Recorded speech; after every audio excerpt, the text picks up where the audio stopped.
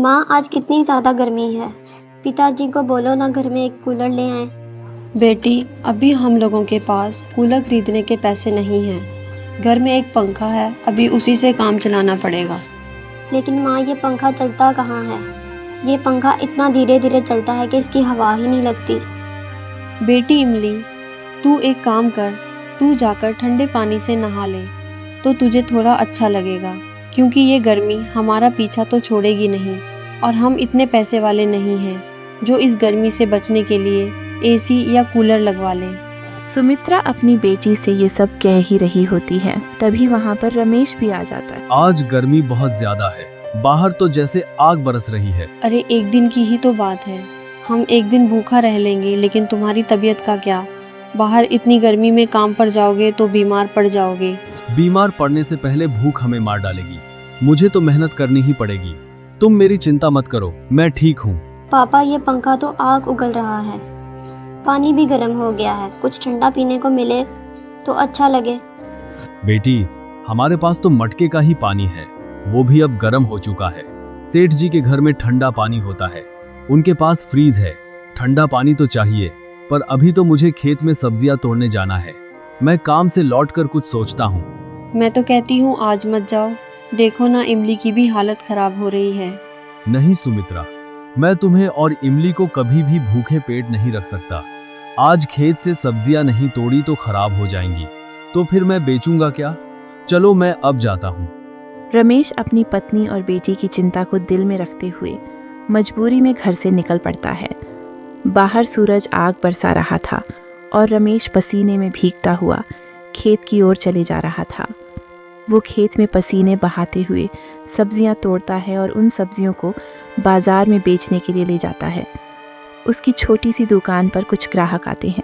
भाई, ये आलू कितने रुपए किलो है? अरे भाई, 30 रुपए किलो। भाई, मेरे घर पर खाने को कुछ नहीं है, मेरे पास सिर्फ 20 रुपए है। अगर इसमें दे सकते हो तो 1 किलो दे दो, तुम्हारा बहुत एहसान होगा। इतनी गर्मी की वजह से मैं काम पर नहीं जा पा रहा, इसलिए पैसे भी नहीं कमा पा रहा हूँ।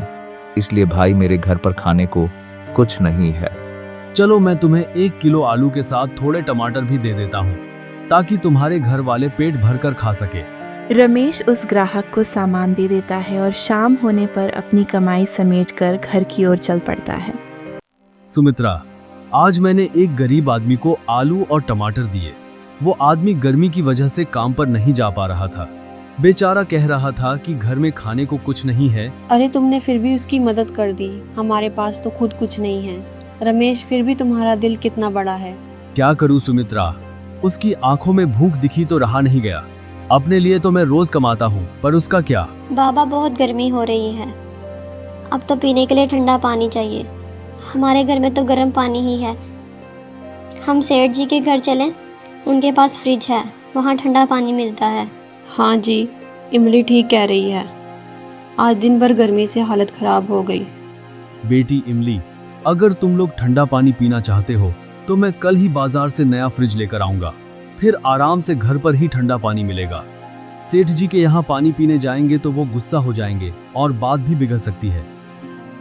सच पापा, आप फ्रिज लाएंगे, फिर तो हम भी ठंडा पानी पी सकेंगे। लेकिन रमेश जी, फ्रिज तो बहुत महंगा होता है, वो तो सेठ लोगों के घरों में ही होता है। हम जैसे गरीबों के पास इतने पैसे कहाँ। सुमित्रा, मैं कुछ ना कुछ जरूर करूंगा। अपनी मेहनत की कमाई में से थोड़ा थोड़ा जोड़कर कुछ पैसे जमा किए हैं। कल बाजार जाकर कुछ देखूंगा, शायद कुछ अच्छा और सस्ता फ्रिज मिल जाए। पापा, जल्दी लाना ना, मैं तो अभी से ठंडा पानी पीने के सपने देखने लगी हूँ। हाँ बेटी, मैं पूरी कोशिश करूंगा। सुबह ही बाजार जाऊंगा, शायद कोई उपाय मिल जाए। अच्छा छोड़ो ना ये सब, आप थक गए होंगे, थोड़ा आराम कर लो। सुबह देख लेना, पहले खाना खा लो। ठीक है, पहले चलो खाना खा लेते हैं। लेकिन दिल में अब एक ही बात है कि अपने घर में भी अब ठंडा पानी होना चाहिए। रमेश अपने परिवार की छोटी छोटी खुशियों के लिए फिर से हौसला बढ़ाता है। सुमित्रा खाना परोसती है और सभी खाना खाते हैं।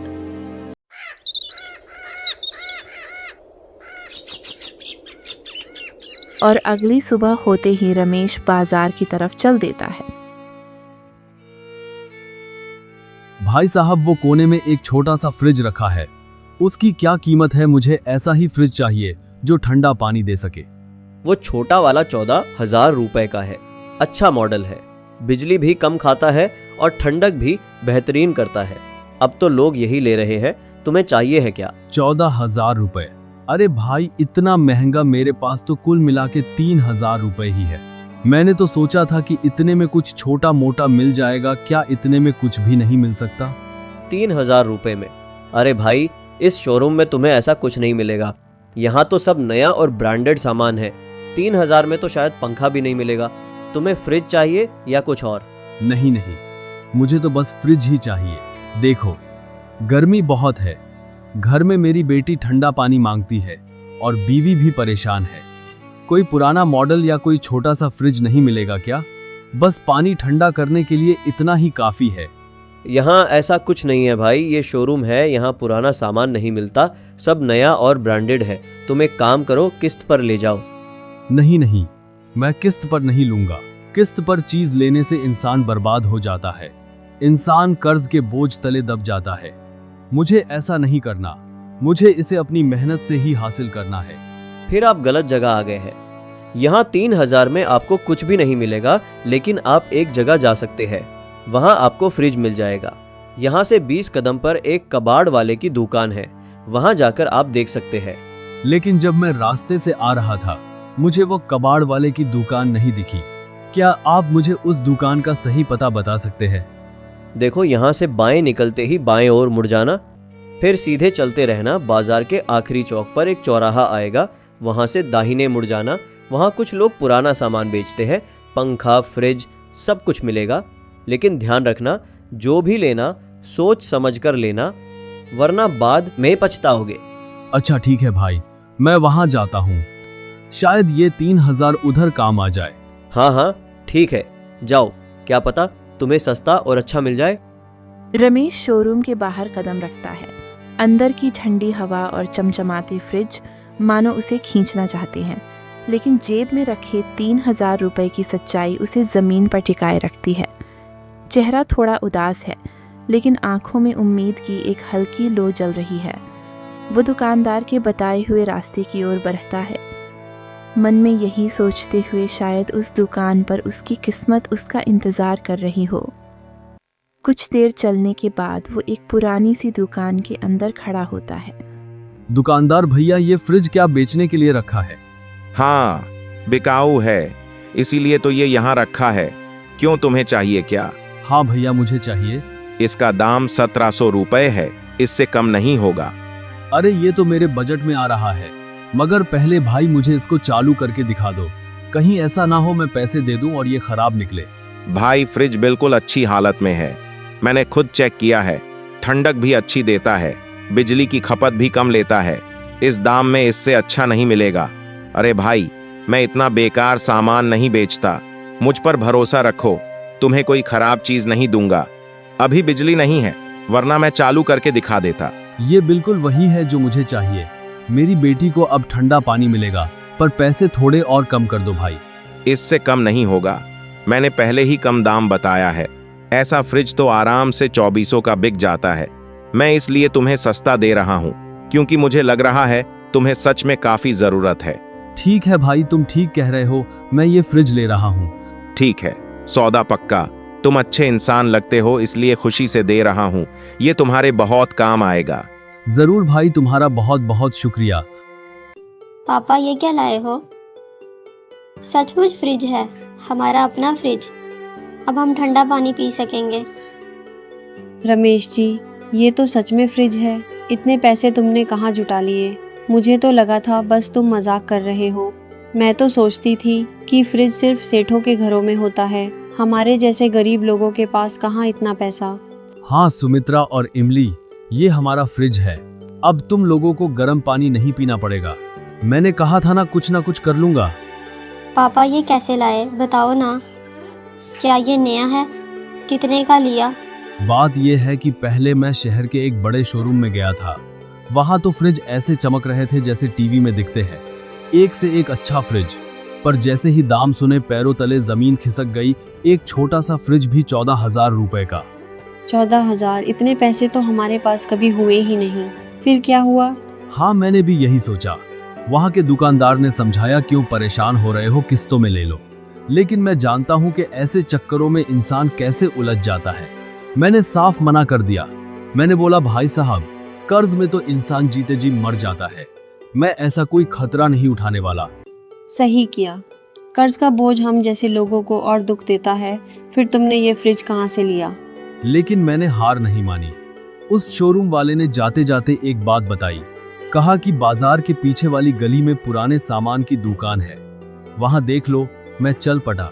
धूप तेज थी, थकान भी थी, लेकिन मन में उम्मीद बाकी थी। वहां पहुंचा तो अजीब ही दुनिया थी। हर तरफ टूटा हुआ सामान बिखरा पड़ा था। फिर मेरी नजर इस फ्रिज पर पड़ी। फ्रिज चालू हालत में था। 1700 का था। दिल ने कहा, यही है, सौदा पक्का किया। हमारे पास जो 3000 थे, उसी में से ये फ्रिज खरीदा है। तुमने तो कमाल कर दिया। इतने कम पैसों में फ्रिज लाना कोई छोटी बात नहीं। रमेश चारपाई पर बैठा था। उसकी बेटी की आंखों में खुशी की चमक थी।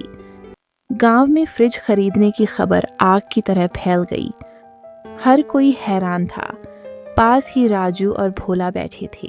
राजू, क्या तुमने सुना है? कल रमेश ने फ्रिज खरीदा है। अरे क्या, वही रमेश जो खेत में सब्जियां तोड़ता है? कैसे लाया होगा? वो तो काफी महंगा आता है। हाँ भाई, गांव में सभी यही बात कर रहे हैं। कहते हैं पुराना फ्रिज खरीदा है, लेकिन ठंडा पानी देता है। अब उसके घर में मटके का गर्म पानी खत्म, ठंडा ठंडा पानी शुरू। कमाल हो गया। रमेश जो 2 वक्त की रोटी के लिए दिन रात इतनी गर्मी में मेहनत करता था, अब उसके घर फ्रिज आ गया। मैं तो कहता हूँ गर्मी ने उसका दिमाग ठंडा कर दिया होगा। ऐसा मत बोल, गर्मी तो जान ले रही है। मेरे घर में भी बच्चे ठंडे पानी के लिए तड़पते रहते हैं। अब तो सेठ जी के घर जाकर पानी मांगना पड़ेगा, और वो भी मुंह बनाकर देते हैं। रमेश ने तो अच्छा काम किया। वैसे मेरे लिए भी ये फ्रिज किसी काम का हो सकता है। सुना है फ्रिज का पानी बहुत ठंडा रहता है। मेरी बेटी के ससुराल वाले अगले हफ्ते आ रहे हैं, उनके लिए ठंडे पानी का इंतजाम तो करना होगा। अरे बेटी के ससुराल वाले आ रहे हैं तो फिर तुझे कुछ बढ़िया करना पड़ेगा। गर्मी में गर्म पानी पिलाकर बेइज्जती नहीं करनी। हाँ बिल्कुल, मैं सोच रहा हूँ क्यों ना रमेश से बात करूं।